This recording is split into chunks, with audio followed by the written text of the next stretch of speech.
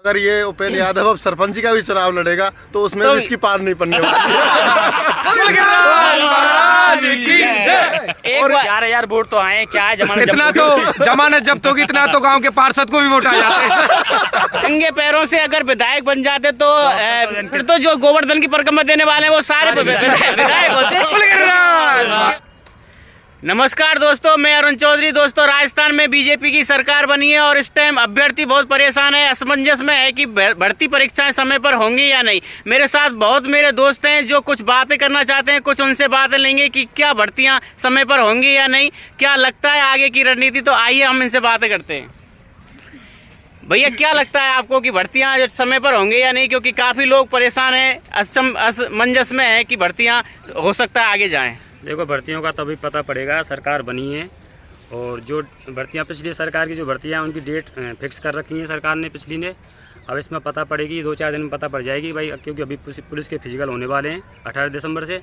तो 1-2 दिन में या तो कोई नोटिफिकेशन आ जाएगा। अगर ये हो जाते हैं समय से तो सारी भर्तियाँ समय से ही होंगी, बाकी वैसे ज़्यादातर आगे जाने की संभावना बन रही है। राजस्थान पुलिस का फिजिकल की अगर डेट 1-2 दिन में आ जाती है, ऑफिशियल आ जाता है तो लगेगा कि आगे की भर्तियां भी समय पर होंगी। और अगर ये नहीं आती है तो फिर ये निश्चित हो जाता है कि सारी भर्तियां आगे जाएंगी और बीजेपी कुछ इसमें परिवर्तन करके कुछ लाना चाहेगी। बिल्कुल, ये ज्यादातर ये मांग भी उठ रही है कि भाई अगर अपन सीधी भर्ती करवा ही लेंगे तो फिर क्या पता दोबारा से पेपर लीक हो जाए और लोकसभा में इनको खुद का मेन मुद्दा है, क्योंकि कांग्रेस सरकार में एक भी भर्ती ऐसी नहीं हुई जिसमें पेपर लीक नहीं हुआ। इन्होंने सारी भर्तियां बेच खाई हैं, जो पता नहीं क्या किया है। काफी नेता चुनाव में हारे हैं, जो अच्छे दिग्गज चुनाव लड़ रहे थे और बड़ी बड़ी बातें करते थे, वो चुनाव में हारे। उनके बारे में आप क्या कहोगे? अरे बीडी कल्ला हैं जो शिक्षा मंत्री रहे थे, वो हार के अपने घर गए थे तो अपनी माँ के पास जाके ऐसे रो रहे थे जैसे वो रीट में 1 नंबर से रह गए हैं। सही बात है, आपने सही कहा। और ये ज्यादातर मीम में बहुत वायरल हो रही है कि वो घर पर जाते और मम्मी से दीवार पर सिर मार मार के रोते कि मम्मी पेपर लीक होने की वजह से मैं 1 नंबर से रह गया। अच्छा, एक उपेंद्र यादव जी के बारे में और कोई भाई कुछ कहना चाहेगा, क्योंकि बहुत ज्यादा वायरल होके सोशल मीडिया पर हम लोगों का फायदा उठा के सोशल मीडिया पर अपना फॉलोअर्स बढ़ाए, अपने ट्विटर पर अपने फॉलोअर्स बढ़ा के और सोशल मीडिया पर चमकाते रहे, लेकिन जब राजनीति में उतरे तो राजनीति में देखने को मिला कि केवल 11,000 वोट आए। क्या कहोगे भैया आप? जी भैया, उन्होंने सिर्फ बेरोजगार लोग भाइयों का फायदा ही उठाया है। वो उनकी कंधे पे बंदूक रख के अपना फायदा देखते हुए राजनीति में आया है। अगर ये उपेंद्र यादव अब सरपंच का भी चुनाव लड़ेगा तो उसमें भी इसकी पार नहीं पड़ने वाली। और ये सही हुआ उसके साथ, क्योंकि उसको अपने पर घमंड हो गया था, उसके साथ ऐसा ही होना चाहिए था। बहुत अच्छा हुआ। उसके 11,000 वोट तो आए, क्या है इतना तो जमानत जब्त होगी, इतना तो गांव के पार्षद को भी वोट आ जाते।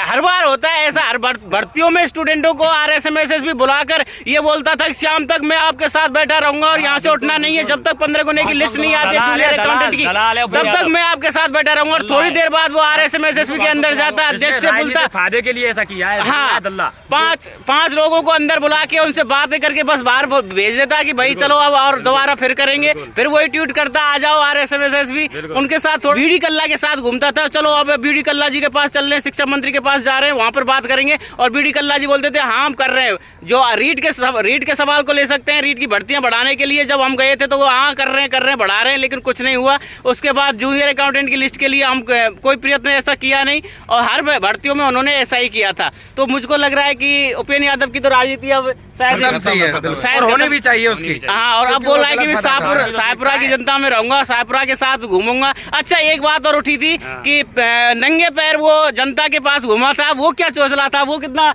अच्छा लगा आपको कि उसने और राजस्थान पत्रिका के मेन पृष्ठ पर भी आया था, कांटा निकालते हुए बता रहा था कि भाई देखो मैं नंगे पैर सबसे वोट मांग रहा हूँ और एक किसान का बेटा और ऊपर पैरों से वोट मिलती है क्या? वो बस दिखावा था, वो बस जनता को लुभाने का दिखावा था। बेरोजगारों के साथ करता था ना, जिस तरह बेरोजगारों को उसने भ्रमित किया, इसी तरह जनता को भी, किसानों को भी भ्रमित करना चाहता था वो, लेकिन जनता पागल नहीं है। नंगे पैरों से अगर विधायक बन जाते तो कितने विधायक बन जाते? अरे ये फिर तो जो गोवर्धन की परिक्रमा देने वाले हैं वो सारे विधायक होते, क्योंकि वो नंगे पैर की परिक्रमा देते। तो इसलिए उपेंद्र यादव जी से तो बस यही कहना चाहेंगे कि आपने जो प्रयत्न किया, जो परेशान किया, लोगों को भ्रमित किया, उसका फल आपको मिल चुका है। आपको घर बैठना चाहिए और सरपंची के चुनाव से स्टार्ट करना चाहिए जिस तरह।